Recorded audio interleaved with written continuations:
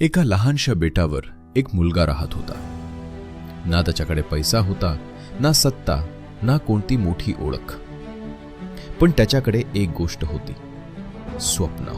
असं स्वप्न ज्यानं त्याला वर्तमानपत्र विकणाऱ्या मुलापासून भारताचा मिसाईल मॅन बनवलं. पण त्याचा प्रवास सोपा नव्हता. त्याने अपयश पाहिलं, नकार पाहिला, संघर्ष पाहिला आणि अनेक वेळा स्वप्न तुटल्यासारखं वाटलं. पण प्रत्येक वेळी तो पुन्हा उभा राहिला, कारण त्याचा विश्वास होता की परिस्थिती माणसाचं भविष्य ठरवत नाही, त्याची स्वप्न ठरवतात. ही आहे डॉक्टर APJ अब्दुल कलाम यांच्या अग्निपंखची कथा.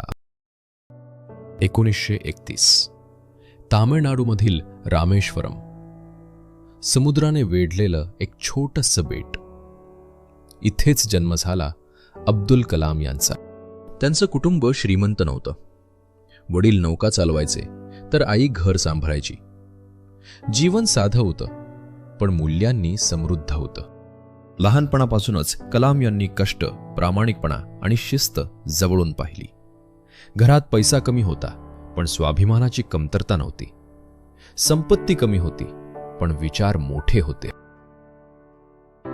दुसऱ्या महायुद्धाच्या काळात त्यांनी लहान वयातच काम सुरू केलं. दररोज सकाळी सूर्य उगवण्याआधी ते उठायचे, वर्तमानपत्रांचे गठ्ठे घ्यायचे आणि लोकांपर्यंत पोचवायचे. इतर मुलं खेळत होती, पण कलाम जबाबदारी शिकत होते. जीवनानं त्यांना खूप लवकर शिकवलं होतं की परिस्थिती बदलण्याची वाट पाहू नये, स्वतः बदल घडवावा. प्रत्येक सकाळ, प्रत्येक पाऊल आणि प्रत्येक वर्तमानपत्र त्यांच्या स्वप्नांच्या दिशेनं टाकलेलं एक छोटं पाऊल होतं. आणि मग एक दिवस त्यांच्या आयुष्यात असा क्षण आला ज्यानं त्यांचं भविष्य बदलून टाकलं. शाळेत त्यांच्या एका शिक्षकांनी पक्ष्यांच्या उड्डाणाबद्दल शिकवायला सुरुवात केली. पण त्यांनी फक्त पुस्तकातील धडा शिकवला नाही. ते विद्यार्थ्यांना समुद्रकिनारी घेऊन गेले, आकाशात उडणाऱ्या पक्ष्यांकडे बोट दाखवलं आणि विचारलं, हे पक्षी कसे उडतात? त्या दिवशी अनेक विद्यार्थ्यांनी पक्षी पाहिले, पण कलाम यांनी एक स्वप्न पाहिलं. आणि त्या एका प्रश्नातून एक स्वप्न जन्माला आलं. आकाशाशी जोडलेलं स्वप्न, विज्ञानाशी जोडलेलं स्वप्न, उड्डाणाशी जोडलेलं स्वप्न. पण स्वप्न पाहणं सोपं असतं, त्यासाठी किंमत मोजणं कठीण. आणि आता अब्दुल कलाम यांच्या आयुष्यातील सर्वात कठीण काळ सुरू होणार होता. शाळा संपली, कॉलेज संपलं, विज्ञानावरील प्रेम दिवसेंदिवस वाढत होतं. त्यांच्या मनात फक्त एकच ध्येय होतं, आकाश, उड्डाण, विमानं. त्यांनी एरोनॉटिकल इंजिनिअरिंगचं शिक्षण घेतलं. वर्षानुवर्ष मेहनत केली, रात्रंदिवस अभ्यास केला, कारण त्यांना वाटत होतं एक दिवस ते भारतीय हवाई दलात वैमानिक बनतील. आणि मग तो दिवस आला. एअर फोर्स सिलेक्शन, त्यांच्या आयुष्यातील सर्वात मोठी संधी. अनेक उमेदवारांमधून निवड होणार होती. कलाम यांनी परीक्षा दिली, मुलाखत दिली, आशेने निकालाची वाट पाहिली. निकाल लागला. 8 जागा होत्या. कलाम 9व्या क्रमांकावर होते. फक्त 1 क्रमांक. एका क्रमांकाने त्यांचं स्वप्न तुटलं.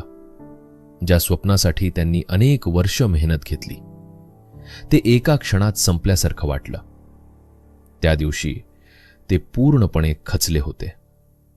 त्यांना वाटलं, कदाचित मी पुरेसा चांगला नाही, कदाचित हे स्वप्न माझ्यासाठी नव्हतंच. पण आयुष्याची गंमत अशी असते, कधी कधी जे आपल्याला अपयश वाटतं तेच आपल्याला योग्य मार्गावर नेत असतं. या निराशेच्या काळात ते ऋषिकेशला गेले. तेथे त्यांनी एका आध्यात्मिक गुरूंना भेटलं. त्या गुरूंनी त्यांना एक गोष्ट सांगितली, तुझं नशीब स्वीकार, पण तुझी स्वप्न सोडू नको. ही एक साधी ओळ होती, पण तिने कलाम यांच्या विचारसरणीत बदल घडवला. त्या दिवसानंतर त्यांनी एअरफोर्सचं स्वप्न सोडलं, पण उड्डाणाचं स्वप्न नाही.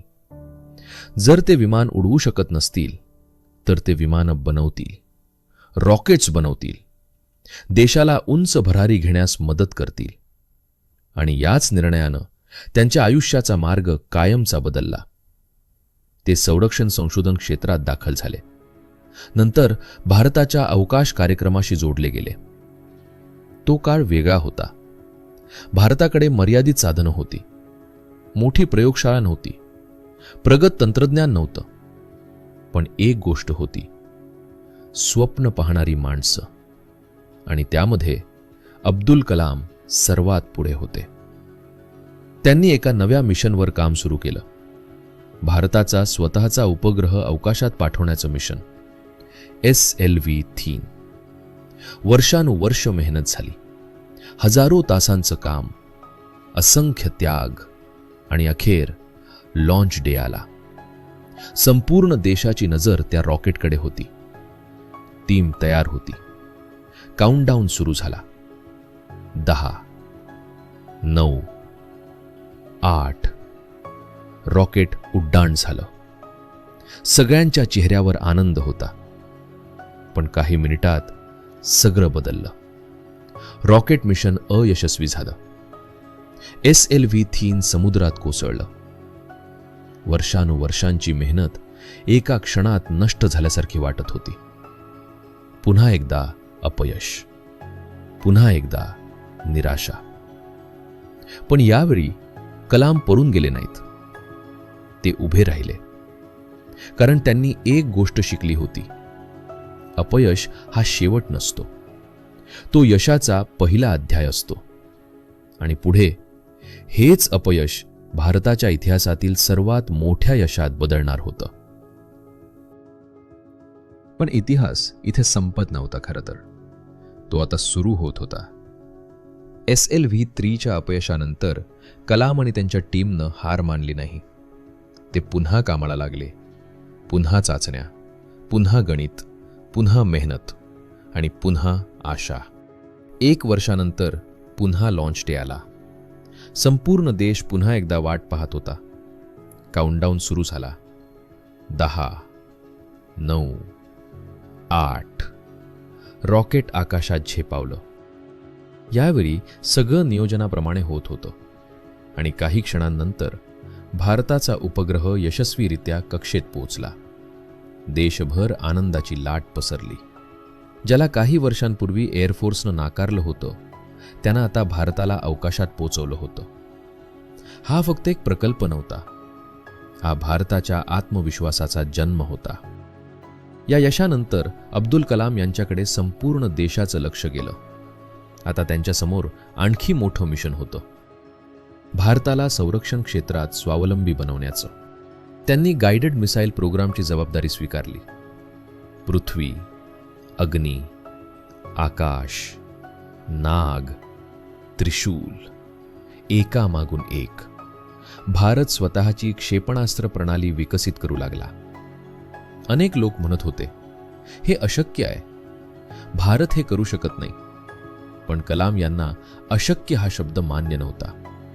त्यांचा विश्वास होता, मोठी स्वप्न पाहणारे लोकच मोठा इतिहास घडवतात.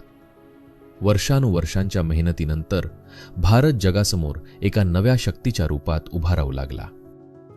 आणि मग 1998 एक अशी घटना घडली जिनं संपूर्ण जगाचं लक्ष भारताकडे वेधलं. पोखरण, राजस्थान.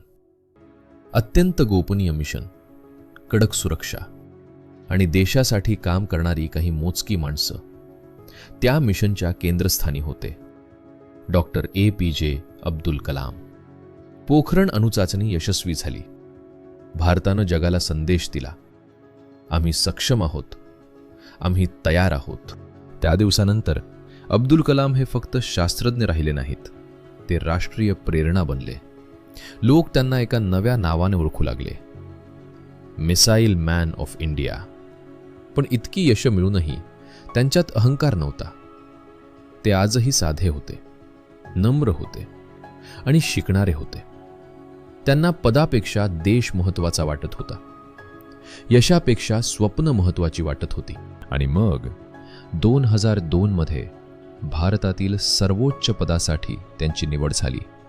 भारताचे राष्ट्रपती APJ. एका वर्तमानपत्र विकणाऱ्या मुलाची ही कथा आपल्याला एक गोष्ट शिकवते, परिस्थिती तुमचं भविष्य ठरवत नाही, तुमची स्वप्न ठरवतात. ही होती डॉक्टर APJ अब्दुल कलाम यांच्या अग्निपंखची कथा.